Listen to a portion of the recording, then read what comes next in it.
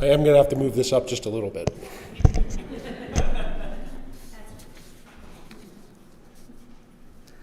Good morning, everybody, and thank you for inviting me to come here. For those of you that may not know me, my name is Sean East. I see a few familiar faces out here that have been in one iteration of Relearning Community when I had been there or another.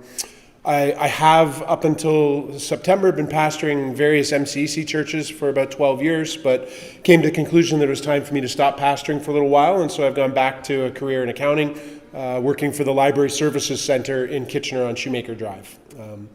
But I'm always excited to come and talk about the things that we're doing at Innovate, which is work that I'm continuing in.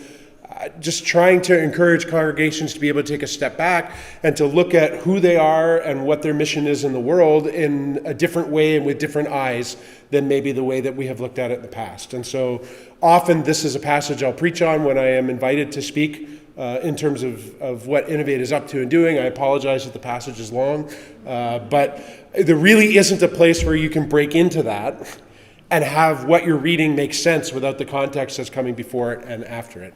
I do also want to say I'll probably make some mistakes, but I prefer you not correct me in the middle of what I'm doing. If you don't like what I've said, then you can wait till I'm gone and then talk about me.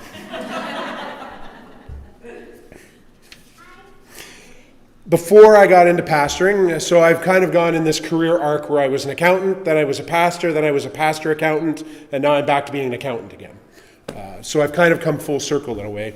So I spent my first 13 working years working for a company called Mitchell Plastics in Kitchener, and my boss was a man named Joe. Joe was not a believer, but Joe was a good man, and Joe allowed me to do my job the way that I felt I needed to do my job, unless I wasn't getting the results that Joe wanted, and then Joe made it clear that he would tell me how to do my job if it got to that point. One of my many responsibilities during my time there was to look after the warehouse, and Joe liked the warehouse to look neat and clean and organized.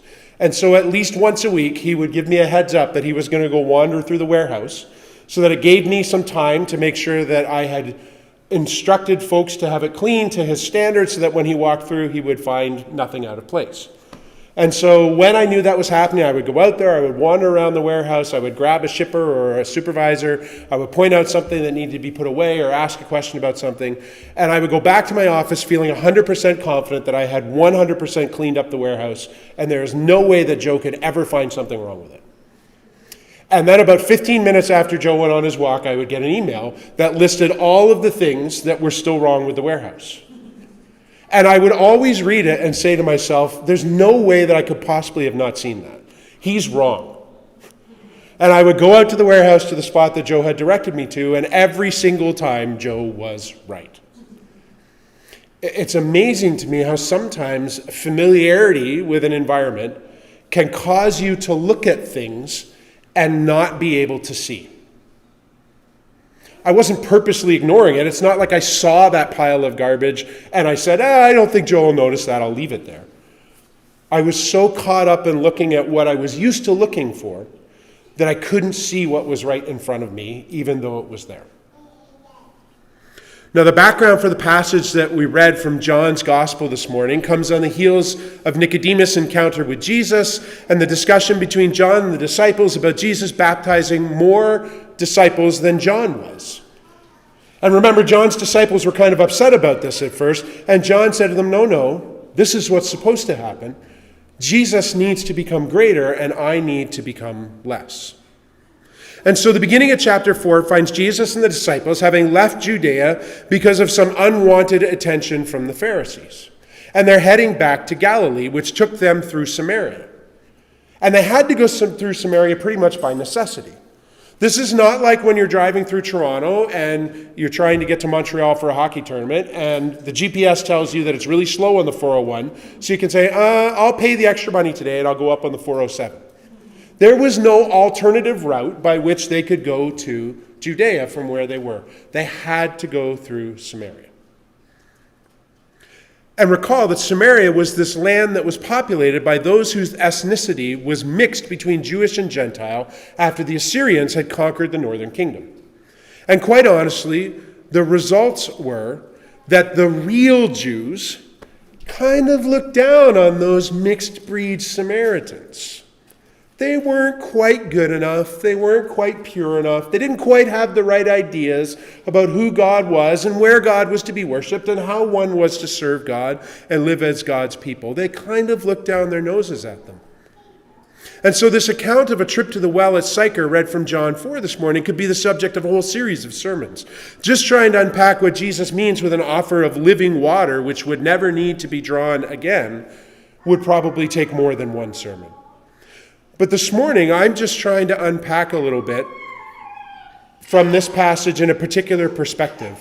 And what I want to do is I want to contrast the exchange between this nameless Samaritan woman and Jesus to the exchange between the disciples and Jesus just after she had left, to determine if there's anything we can learn about how we relate to each other in the church and how we are to relate to others outside of the church's doors from the story that's told here.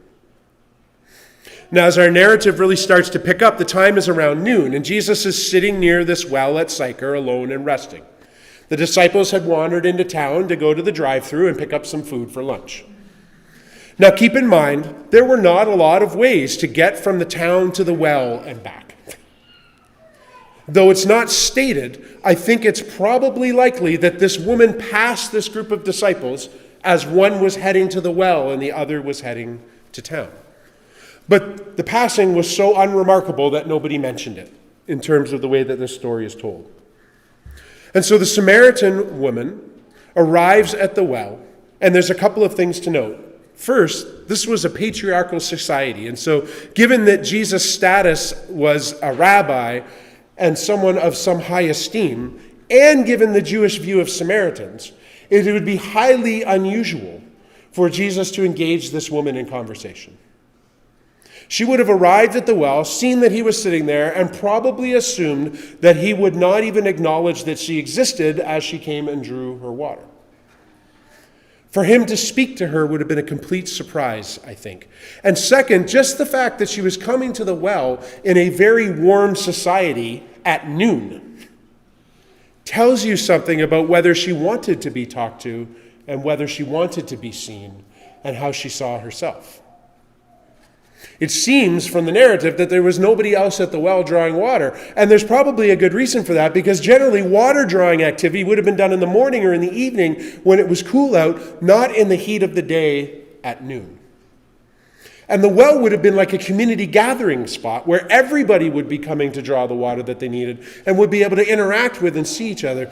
So it tells us something that this woman came in the heat of the day by herself, that there was something about herself that she did not want to be seen. These two things together demonstrate that the last thing that this woman expected or had been conditioned to want was to be seen. And it's highlighted in her surprise that Jesus asked for something from her. And it's further exposed by her later comment about how you say, meaning the Jews. See, she had been told repeatedly in her life that she was one of them. The other. The one looking in from the outside for all of the insiders. That whatever it was that she was, it was too much of that for God to truly love her and accept her, if she couldn't first change some things about herself. And she seems resigned to the fact that this was now who she was and had assumed this as her permanent identity. Now, whatever case may be, this woman approaches the well and Jesus shocks her and asks her for a drink. And she responds with surprise. Samaritans, after all, are considered unclean, so why would this rabbi ask for a drink from her? Quite frankly, she's been conditioned to experience and to expect church folk, the Jews, to react to her in a particular and negative way. And so suddenly things got a little more intriguing, and Jesus got her attention, drew her out of her shell for a time, because he was treating her like a person. And now Jesus began to quickly pivot the conversation, as only he can, using this metaphor of the life-sustaining force that water is, to talk about the life-sustaining force that a relationship with God can be. And just as water from the well sustains the life in our bodies, living water from God sustains our entire being. It feeds and energizes and makes an impact on every area of our lives. It makes it so that your will never feels thirsty again. You don't ever have to feel separated from God again. And so now Jesus has even more of her attention, but she's kind of misunderstanding him because she's wondering, what is this source of water that means I don't ever have to wander out here and drop a bucket in the heat of the day and fill it up and bring it home? How is it that I can get this water that can save all of this work and time and exposure for me? And so Jesus turns the conversation again and talks about this source of water, but he brings in a very personal part of her past. Her checkered past, I suppose some might say, and the reason for her isolation. And I find when I read this passage, I can almost feel the shame welling up in this woman. For a few moments of this conversation with Jesus, she's been allowed to forget who people have told her she is. Forget the mistakes and the things in her past that she wishes weren't there. Forget the things that have made other people look on her as if she's somehow less than human. And now all of a sudden it's like the shoe drops. Oh, there it is. And he starts talking about the number of husbands she's had and starts talking about the one that she's with that's not her husband. And now all of a sudden her defenses go back up again. I can feel how this shame just welled up in her and probably caused her to want to disappear from the well again as quickly as she can. Because her assumption is that if he knows all this about her, then judgment will follow. And so she retreats into defensive mode, acknowledging Jesus' prophetic gifts, but then again talking about their differences. You Jews say the right place to worship is here, but my ancestors say it's in a different place. And it's here where something truly remarkable happens in their interaction. Jesus states that with his arrival, the day is coming, and actually is here already, where the differences between Jew and Samaritan, between location of worship and ethnic background and social history and mistakes, is not going to be the most important thing anymore in terms of determining who the people of God are. God's people would no longer be the clean or the chosen or those terms that she had understood for her whole life. But instead, the sincerity and the heart and the consistency and the humility, the posture and authenticity of worship and relationship would determine who belonged to God.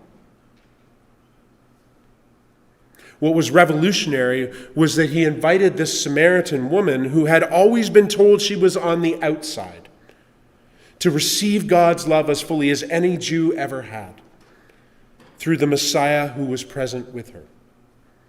And the effect of this invitation, this inclusion of being seen for who she was and not what she had done, was so exciting and profound for this woman that she left the water container that she had brought with her to the well, that had been the whole purpose of her trip in the first place, left it behind because she was so excited to get back into town and tell everyone what she had seen and what she had heard. In a secular sense, she left empty-handed. She came for water, and she not only didn't bring water back, but she left her container behind. But she did this because God had touched her in a way where suddenly nothing else mattered. And she couldn't wait to tell others about what she had seen and what she had heard. Now, you could stop there and that would be a great message. But it's about this time that the disciples return to the well with their lunch. And as they come back, they see this woman chatting with Jesus. And the NIV says that they were surprised, and the NRSV says that they were astonished. But literally, the most common meaning of this word isn't surprised or astonished. That doesn't do justice to it. What that word really means is that they were horrified and shocked that Jesus was talking to this Samaritan woman. How could she think that she was worthy to have a conversation with him? What was wrong with him? How did he not know that this wasn't someone that he was supposed to be conversing with? Had they not taught him well enough? Had they not instructed him well enough? Has his campaign manager not given him the right demographics that he needed to reach out to in order to spread his message? In other words, they react in exactly the way that the woman was conditioned to expect. from the Jews.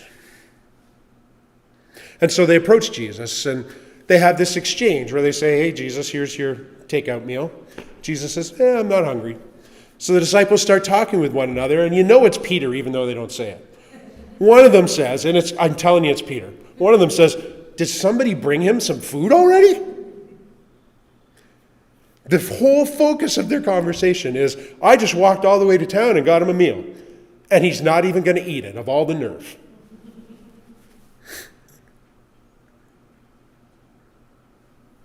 And so Jesus responds, and as he did with the Samaritan woman, he reframes their conversation from physical food that sustains physical bodies with a more holistic idea of being fed, centered around hearing and responding to the word and the work of God. Jesus implores them to stop making excuses for inactivity. I saw someone speak on this passage one time, and he made a comment that's always stuck with me. He said that he thinks every church constitution has 4 months more and then written right into it. There's always something we want to sort out first before we get around to truly responding to God. We need to get our committees just a little bit more sorted out. We need to get our Sunday morning worship just a little bit more professional. We need to get our sermons just a little bit shorter and tighter and more interesting. We need to get our building just a little bit more fancy and a little bit more presentable. There's always something we can come up with as a reason for delaying responding to what God is asking of us. And so Jesus says to them, you say 4 months more and then the harvest. I say, look around. And the term he uses there has a specific direction implied with the looking. And I'll tell you, it's not in. He tells the disciples, stop looking at each other and look at the world around you. I'm telling you, it's not 4 months more until the harvest. The harvest is available right now for those who are willing to respond to what God is asking in our lives. He asked them to open their eyes and look at the fields, because just like I couldn't see the trash that was sitting in the warehouse, even though it was right in front of me, they're not seeing the world around them through the eyes of Jesus. What he was stating was that the people Jesus saw, like this Samaritan woman, were ready to receive the message that they had of a God who so desperately loved the world that he was willing to give up everything in order to reach out and relate with it.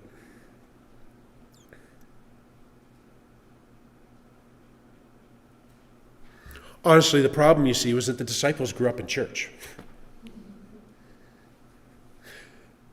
Their training in church had taught them to look at things in a particular way and to look at things in a particular direction. And that direction, more often than not, was to look at each other. It had taught them that to find God, the only place one could look was here with them. God lives here. God arrives here on Sunday morning. The only spot that you can see God on a Sunday is in church.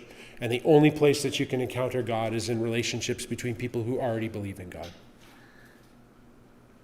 And this refuge mentality taught them how not to see God at work in the world around them. Now, please don't misunderstand me. Their intentions were good. I mean, the Pharisees were established because they wanted to make sure that the people of Israel followed the law closely enough that exile would never happen again. Their intentions were to maintain purity. Their intentions were to maintain the relationship with God that they had always understood. Their intention was to try to make sure that their life as a community aimed itself towards God at all times. But in the midst of those good intentions, they lost track of the fact that God is not a God of sole refuge. God is a missionary God that seeks to be involved with and to introduce himself to everybody in the world, to give them the option to respond to the love that God has for them. And the problem is, when it didn't fit their definition and it didn't come in their package, they were not willing to say that it was from God. Now, I wonder at times if this is the same condition with which we in the church today are still afflicted. I'm not trying to say that everything we see in society around us should be magically deemed to be from God. Clearly, that is fallacy. But what I am saying is that the reality is that our biggest desire isn't usually stated as seeing God act by sending us to the people out there, as much as it's desperately waiting for God to act by bringing those people in here.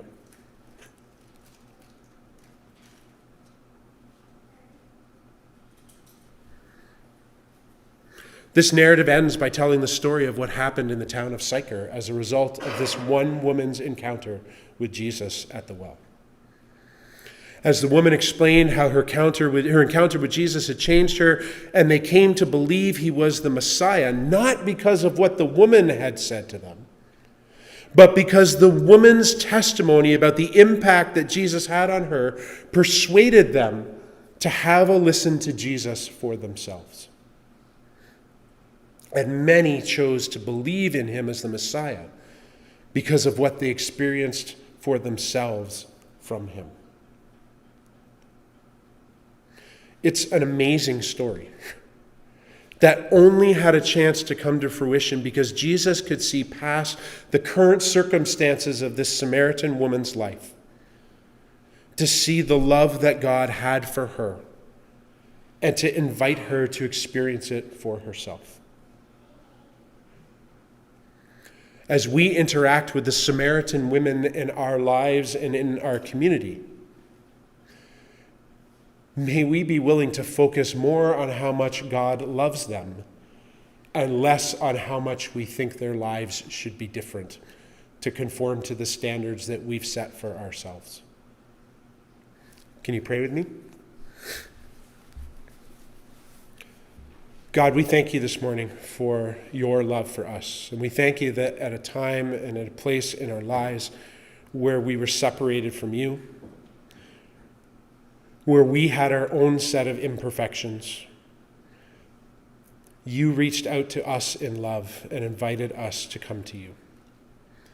You didn't force us, you didn't coerce us, you didn't shame us, but you offered us an unconditional love that was not based on what we did, and in fact offered to love us despite of the things that we do that are contrary to what you would have for us, because you simply love us that much. God, help us to recognize that we continue to be imperfect people. But in the midst of that imperfection, we continuously are reminded about how much you love us and how much you have the power to change. And so I pray, God, that our lives don't point people towards a certain set of rules, a certain set of ideas, a certain set of practices, but that through our lives and our words we can point people, as this Samaritan woman did, to encounter a God that has made such a difference in our lives that we can't imagine life without him.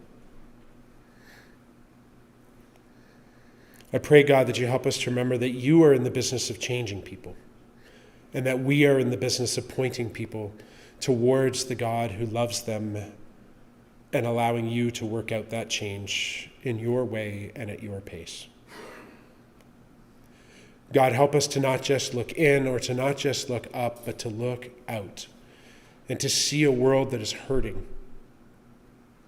And rather than pointing out that hurt and saying, I told you so, help us to be and to speak the love of God into our communities who so desperately need it.